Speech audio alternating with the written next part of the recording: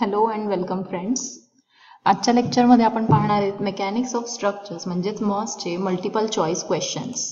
तर आजच्या लेक्चरमध्ये स्पेशल हे आहे की सगळे न्यूमरिकल्स आपण आज कव्हर करणार आहेत. तर वेगवेगळ्या युनिटचे सिंपल न्यूमरिकल्स जे की MCQs मध्ये विचारले जाऊ शकतात, मल्टिपल चॉईस क्वेश्चन्समध्ये विचारले जाऊ शकतात, असे क्वेश्चन्स आपण आजच्या लेक्चरमध्ये कव्हर करणार आहोत. So let us move towards our first numerical. First numerical जो आहे तो तुमचा मोमेंट ऑफ इनर्शियावरती बेस्ड आहे. क्वेश्चन आहे radius of gyration of a steel pipe having external diameter 22 mm and internal diameter 16 mm is. तर आपल्याला या क्वेश्चनमध्ये टास्क हे आहे की तुम्हाला radius of gyration that is K ची व्हॅल्यू फाइंड आउट करायची आहे. तर आपल्याला माहिती आहे सगळ्यांना की के ची व्हॅल्यू आपण कशी फाइंड आउट करतो किंवा के चा फॉर्म्युला काय आहे, that is under root of moment of inertia divided by area.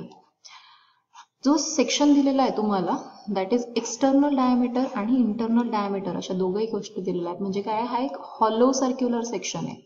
Hollow circular सेक्शनसाठी मोमेंट ऑफ इनर्शियाचा फॉर्म्युला असतो तुमचा वाला π/64 into capital D⁴ minus small d⁴, जिथे कॅपिटल डी जो असणार आहे तुमचा एक्सटर्नल डायमीटर असेल जो का 22 mm दिलेला आहे, आणि स्मॉल डी जो आहे तुमचा इंटरनल डायमीटर असणार आहे जो की तुम्हाला 16 mm दिलेला आहे. त्यानंतर एरिया जो असतो for hollow circular section is π/4 into capital D² minus small d². आता क्वेश्चनमध्ये आपल्याला कॅपिटल डी आणि स्मॉल डीच्या दोघंही व्हॅल्यूज दिलेल्या आहेत, तर आपण जस्ट या फॉर्म्युलामध्ये सगळ्या व्हॅल्यूज सबस्टिट्यूट करणार आहेत. सो π/64 इंटू कॅपिटल डी ची व्हॅल्यू आहे आपली 22⁴ मायनस स्मॉल डी ची व्हॅल्यू म्हणजेच इंटरनल डायमीटरची व्हॅल्यू आहे तुमची 16⁴ divided by π/4 multiply by capital D that is again 22² minus 16 चा स्क्वेअर. ठीक आहे गाईज, तुम्ही जेव्हा हे कॅल्सीवरती सॉल्व्ह करणार at that time you will get हा न्यूमरेटर जो पण असणार आहे π/64 इंटू 22⁴ मायनस 16⁴. तर न्यूमरेटर जो आहे तो टर्न होईल तुमचा वाला. पहिले तर मी अंडर रूटचा साइन लावून घेते. Numerator value will come out to be 8282.02 या पद्धतीने काहीतरी व्हॅल्यू येईल तुमची वाली, डिवायडेड बाय जेव्हा तुम्ही हा डिनॉमिनेटर सॉल्व्ह करणार π/4 इंटू 22² मायनस 16² जेव्हा सॉल्व्ह करणार at that time you will get the value as 179.07 something like this. Okay, जेव्हा तुम्ही याला सॉल्व्ह करणार at that time you will get the value, जेव्हा तुम्ही हे डिवाइड करणार that time you will get 46.25. आणि जेव्हा तुम्ही या 46.25 चा रूट घेणार at that time you will get the value of K or radius of gyration as 6.80 आणि रेडियस असतो तुमचा वाला MM मध्ये, so it will have a unit of millimetres. ठीक आहे, तर आपल्या चौघा ऑप्शन्स पैकी बी इज अवर करेक्ट आन्सर. ठीक आहे, जरी हे लेंदी वाटत असलं तरी पण एक सिंपल फॉर्म्युले त्याच्यामध्ये आपण जस्ट व्हॅल्यू सबस्टिट्यूट केल्या. ते रायटिंगमध्ये मला थोडा वेळ लागला, बट जेव्हा तुम्ही यांना सॉल्व्ह करणार तेव्हा easily you can find out this values. Okay, late us move towards our next question. The XX axis, that is neutral axis for a rectangle which is 80 mm wide and 100 mm deep lies at dash mm from bottom fiber of the rectangle. क्वेश्चनचं meaning काय की तुम्हाला एक rectangle देऊन ठेवलेला आहे क्वेश्चनमध्ये. एक या पद्धतीने रेक्टँगल दिलेला आहे ज्याची विड्थ जी आहे ती तुम्हाला क्वेश्चनमध्ये सांगितलेली आहे 80 mm आहे. I will write down this width as 80 mm आणि डेप्थ जी म्हटलेली आहे दॅट इज 100 mm. क्वेश्चनमध्ये विचारलं काय तुम्हाला की XX ॲक्सिस जी की न्यूट्रल ॲक्सिस असणार आहे. तर आपल्याला माहिती आहे एका रेक्टँग्युलर सेक्शनसाठी XX ॲक्सिस जी काय हॉरिझॉन्टल न्यूट्रल ॲक्सिस असते that lies exactly at the centre of that rectangle. ठीक आहे, मग टोटल जर का तुमची डेप्थ 100 mm असेल तर बॉटम फायबरपासनं, this is your bottom fiber, तर बॉटम फायबरपासनं याचं डिस्टन्स किती असणार आहे. तर एकदम कॉमन सेन्सची गोष्ट आहे की जो पण डिस्टन्स असणार आहे, टोटल डेप्थ जी असणार आहे that will get divided into 2 equal parts. That is bottom फायबरपासनं 50 mm डिस्टन्सवरती तुमची जी न्यूट्रल ॲक्सिस आहे XX neutral axis will lie at a distance of 50 mm from the bottom fiber, कारण की इथे तुम्हाला क्वेश्चनमध्ये बॉटम फायबर विचारलेलं आहे. ठीक आहे, so the correct answer is option D 50 mm. Next question is it is based on simple stresses and strain. Next युनिटवरचा question आहे हा. अ वुडन टाय 8 मीटर ही लेंथ दिलेली आहे, 100 mm wide and 140 mm thick is subjected to an axial pull of 60 kilonewton and elongation is 3 mm.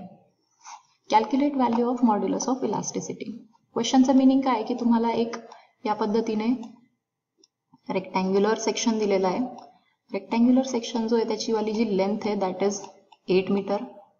8 मीटरचा हा जो पण रेक्टँग्युलर सेक्शनल बार आहे तुमचा वाला, याची जी विड्थ आहे दॅट इज 100 mm. ही जी थिकनेस दिलेली आहे that can be also called as the depth. Okay, not to scale diagram आहे दॅट इज 140 mm. आणि ही जी थर्ड डायमेन्शन आहे that is 8 metre. So when I will convert it into millimetres I will get 8000 mm. ठीक आहे, आता सगळे dimension तुमचे mm मध्ये. या बारवरती मी एक पुल फोर्स अप्लाय करते, तर पुल फोर्स दोघा बाजूला अप्लाय होणार आहे आणि त्याची मॅग्निट्यूड जी येते 60 किलो न्यूटन आहे. 60 किलो न्यूटनलाच मी जर का न्यूटनमध्ये लिहिणार असेल तर when I will convert it into newton I will get 60,000 newton. Okay, elongation म्हटलेलं आहे म्हणजे चेंज इन लेंथ, ज्याला आपण डेल्टा एल ने डिनोट करतो, that is given as 3 mm. Okay, आपल्याला काय फाइंड आउट करायचं आहे, मॉड्युलस ऑफ इलास्टिसिटीची व्हॅल्यू फाइंड करायची आहे. मग सिंपल स्ट्रेसेस आणि स्ट्रेन मधल्या युनिट मधला एक वेल नोन फॉर्म्युला आहे, delta L that is change in length is equal to PL upon AE. हा फॉर्म्युला कुठून आलेला आहे, तर हा आलेला आहे तुमचा वाला हुक्स लॉ वरून आलेला आहे. Where Hooke's law states that modulus of elasticity E is equal to stress divided by strain. तर याच्या बेसिसवरती हा फॉर्म्युला डिराईव्ह झालेला आहे. ठीक आहे, बट आता आपल्याला डेरिव्हेशनची काही घेणं देणं नाही आहे. हा फॉर्म्युला यूज करून आपल्याला क्वेश्चनमध्ये डेल्टा एल दॅट इज इलॉंगेशनची व्हॅल्यू दिलेली आहे, पी म्हणजे फोर्सची व्हॅल्यू 6000 न्यूटन दिलेली आहे, लेंथ दिलेली आहे दॅट इज 8000 मिलीमीटर्स, एरिया दिलेला आहे. एरिया डायरेक्टली न देता तुम्हाला 140 mm डीप आणि 100 mm वाईड या पद्धतीने हा क्रॉस सेक्शनल एरिया दिलेला आहे. आणि ई ची व्हॅल्यू फाइंड आउट करायची आहे. तर जेव्हा ई ची व्हॅल्यू तुम्हाला फाइंड आउट करायची असेल ॲट दॅट टाइम हा ई तुमचा इक्वेशनच्या लेफ्ट साईडला जाईल आणि डेल्टा एल ही नोन व्हॅल्यू असल्यामुळे ही राईट हँड साईडला शिफ्ट होऊन जाईल. So my formula will become PL upon A into delta L. Okay, E is equal to PL upon A into delta L. मग पी ची व्हॅल्यू आहे माझी व्हॅल्यू न्यूटनमध्ये मी सबस्टिट्यूट करेल. इथं जे पण युनिट्स दिलेले आहेत that are in newton per millimetre square, तर मी गिवन फोर्सेस किलो न्यूटनचे न्यूटनमध्ये कन्वर्ट करून घेईल, लेंथ जर का असतील तर मीटर्सच्या मिलीमीटरमध्ये कन्वर्ट करून घेईल. ठीक आहे, so this is 60,000. Okay, this is the force.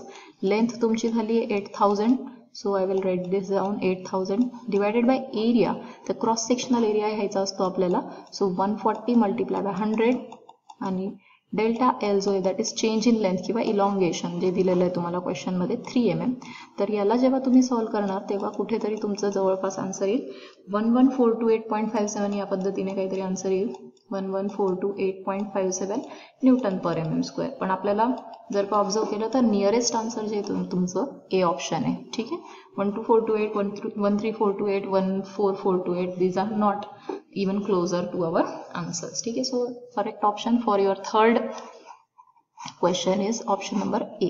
Okay, next, if the maximum stress in a material is 500 Newton per millimeter square and working stress is 200 Newton per millimeter square, the factor of safety will be.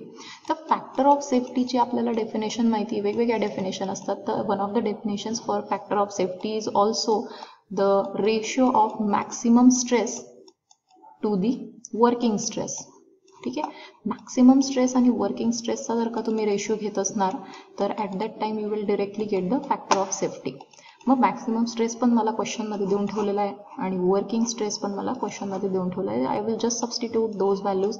Maximum stress is 500 and working stress is 200 Newton per millimeter square. When you will solve this, you will get the value for factor of safety as 2.5.